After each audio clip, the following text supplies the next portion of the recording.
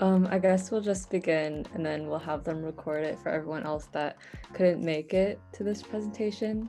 But hi everyone, my name is Anita and that's Lillian. We're both seniors in high school this year and we're both the co-founders of Sustainable Success, an organization that we started to promote student well-being and building essential skills through presentations, workshops, and online content like this. We're extremely grateful to have this opportunity with Joanna to speak to you guys about a topic that we think is extremely important for those who hope to succeed in high school. So on that note, Lillian will begin with the story. Okay, so here's the story. Two friends went to business school together. They both had extremely high GPAs. They both attended as many courses and extracurricular activities as possible, and they both received praises for being the two most motivated students in their class. However, there is one major difference between them. The first student worked hard because he knew that a high GPA and a large social network will help him get a high-paying job after graduation. This student knew that money equals power and status, and making money is this student's top priority. However, on the second hand, the second student went to business school because he believes that effective businesses can not only make people's lives more convenient, but can also solve world issues like climate change and poverty. He worked hard because he wanted to develop his skills and experiences so that he can use them to do good for society. We can go to the next slide. So after graduation, the two students took off on two completely different paths. To many people's surprise, the first student, who was motivated by earning money, actually had a major identity crisis a few years after his graduation. He realized that it's really not that easy to impress his boss and get pay raises, and he found his job really boring, stressful, and completely meaningless. And at this point, he questioned why he even went to business school in the first place. On the other hand, the second student loved his job. After graduation, he started a small, humble business that raises money to plant trees around the world. Even though starting his own business takes a lot of work, is very stressful, and is often very time-consuming, he thinks that his work is really meaningful and rewarding. He never complained about having to work extra hours and do extra research, and he wakes up every morning feeling excited to go to work. Turns out, this second student is actually a real person. His name is Christian Kroll, and he is the CEO of Ecosia. Well, I'm not sure if you guys have heard of Ecosia before, but it's a search engine that's kind of similar to Google search, except every time someone searches something using this search engine, a part of the advertisement revenue actually goes towards planting trees around the world. And so far, Ecosia has already planted over 120 million trees. And right now they are planting one tree every 0.8 seconds. So from this example, we can see that Christian Kroll's motivation for creating social impact really translated into real success.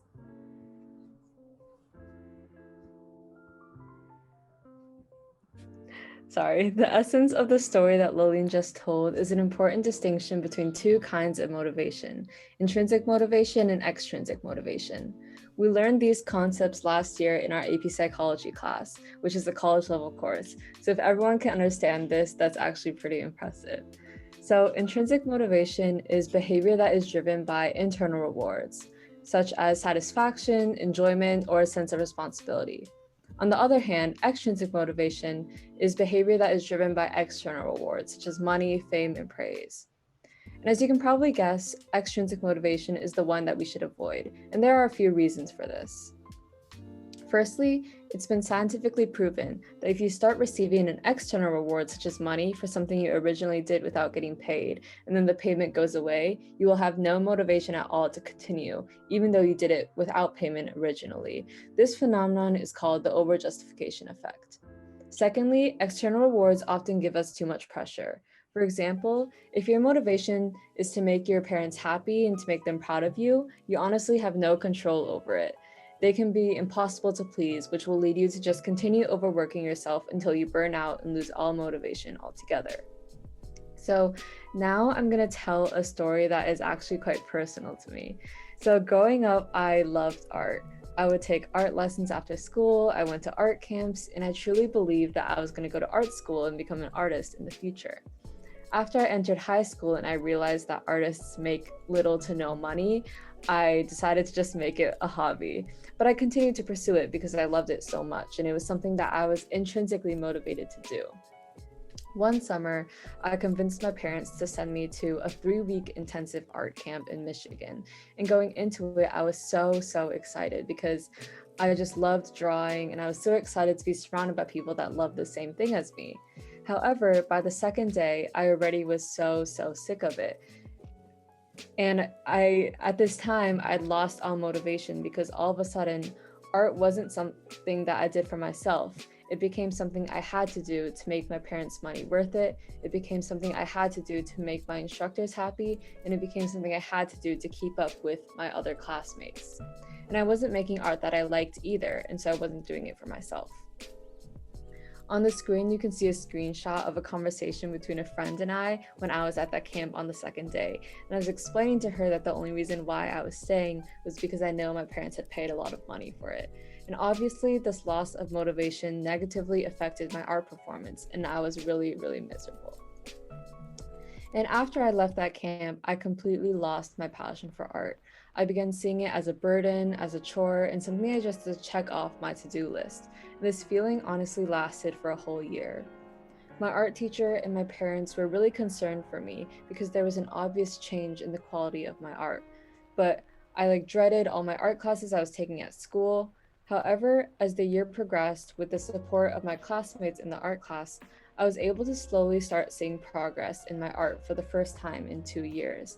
And I still vividly remember the first time I left my art class feeling accomplished and proud of myself instead of insecure and down on myself as I had been for the past year. And ever since that day, I began chasing the feeling of personal satisfaction and personal enjoyment rather than approval from my parents and teacher. And now, another year later, art is one of my favorite classes. So now here's a question for you guys. Think about yourself when you're struggling to get out of bed in the morning, or when you're trying to finish a homework assignment late at night. What pushes you to keep going? Is it extrinsic factors like grades or praises? Or do you really love school for what it is? Or is it just a mix of both? Take 30 seconds to write something in the chat box if you're in our Zoom meeting right now. Just reflect on what motivates you to do well at school. Don't be shy. Feel free to write a response and put it in the chat box.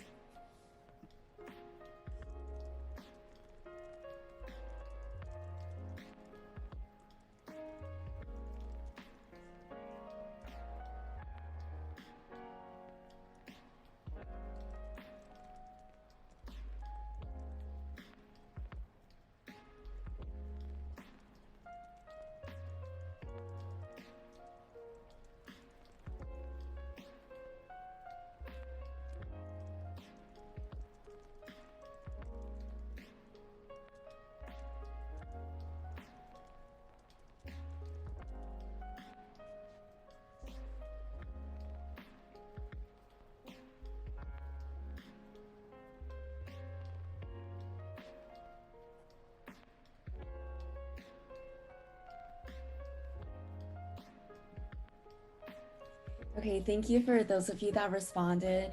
So it seems like there is a mix of extrinsic and intrinsic motivation, and that's completely normal. It's really rare for us to have 100% intrinsic motivation or 100% extrinsic. But it is important for us to acknowledge that having intrinsic motivation is definitely better than not having it at all. And here's why. Intrinsic motivation is more resilient and sustainable. Having intrinsic motivation means that you're able to see the value behind your work and be motivated by just that. This means that regardless of how much money or how little money you get doing a certain activity, or even how much recognition or how little recognition you get for doing a certain activity, you will always enjoy doing it. People that have intrinsic motivation are more likely to persevere through challenges and remain motivated over longer periods of time. And this makes a lot of sense because they see their work as inherently valuable and meaningful for themselves and for the world. And for me, intrinsic motivation at school comes from the satisfaction from knowing that I have done my best to be the best version of myself. I guess this is very nerdy of me to say, but I feel really gratified when I've tried my best to understand every concept in class, produce high quality homework, and study hard for tests. Even if I don't do well as I have expected in certain tests, it's reassuring to know that at least I have done my best. And this kind of motivates me to keep communicating with my teachers to learn what I have done wrong and how I can improve on it in the future. And in high school, you will also have a lot of opportunities to participate in extracurricular activities that really align with your interests. And that's when your intrinsic motivation really gets to shine. For Anita and I, we're both really passionate about using psychology to improve our community's well being. And that's why we started Sustainable Success. So in high school, we both kind of have really busy schedules. We have schoolwork, sports practices, and other clubs on top of everything that we have to do. But we always have time for sustainable success because having that intrinsic motivation and knowing that there is inherent value behind the work we do really pushes us to manage our time well and to develop a really good sense of responsibility. And doing sustainable success, even though sometimes it gets stressful, it never feels strenuous, and we never would kind of procrastinate doing it because we find this work really exciting and rewarding for us. So this is kind of how intrinsic motivation will apply to your lives as well, because you will find a lot of passions that you would truly care about, and they just won't feel tiring at all when you're trying to do it. So now that we've talked so much about ourselves, we're going to turn the spotlight back to you guys. We want you to reflect on your source of intrinsic motivation, and here are a few questions to get you started. So the first question is, what kind of person do I want to be in the future? The answer to this question shouldn't be a specific career goal or even a specific career path, but rather more general adjectives such as I want to be hardworking in the future, I want to be patient, compassionate, ambitious. Once you come up with some of these adjectives, you can use them as a moral guide as you go about your daily life so that you can keep yourself accountable no matter what career you end up going into, and they can act as a source of motivation for the person you want to become in the future.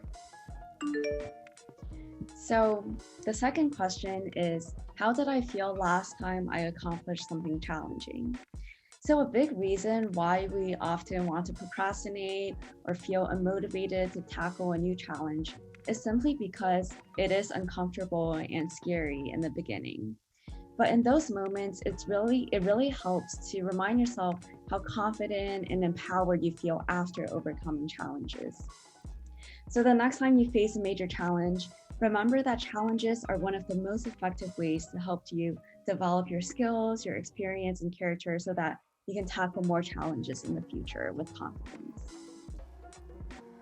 The third and last question is, am I surrounded by intrinsically motivated people? It's really difficult to stay motivated when you're surrounded by people that don't want to be motivated and don't care about your success. So this is a good opportunity for you to encourage your friends to seek intrinsic motivation with you. And if you start to find that some of your friends are making you feel less driven and unworthy for whatever reason, it's completely natural and valid to want to distance from them a little bit and try to find new friends that align with your value system, especially when you're in high school. And speaking from both of our own experiences, being surrounded by intrinsically motivated, hardworking friends is one of the best ways to feel inspired and gain motivation yourself. So as we wrap up today's presentation, we want to challenge you all to do one thing that is intrinsically motivated today, whether that's getting a head start on a project because you're super passionate about the subject, or simply giving your friend a compliment without expecting one back. Notice how much happier and satisfied you feel when you're motivated by internal rewards, such as instead of external ones. Lillian and I will actually do this challenge too.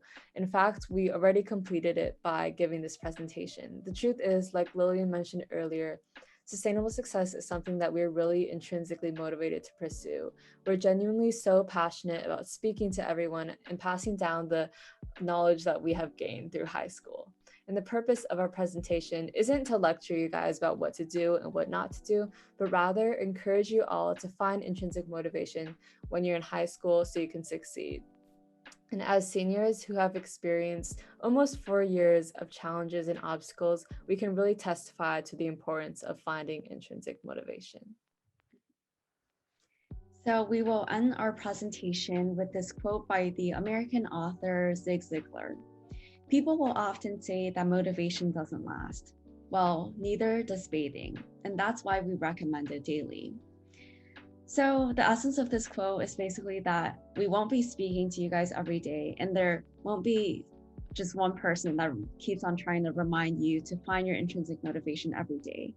But as you get older, we kind of expect you guys to remember what we said in this presentation about finding intrinsic motivation.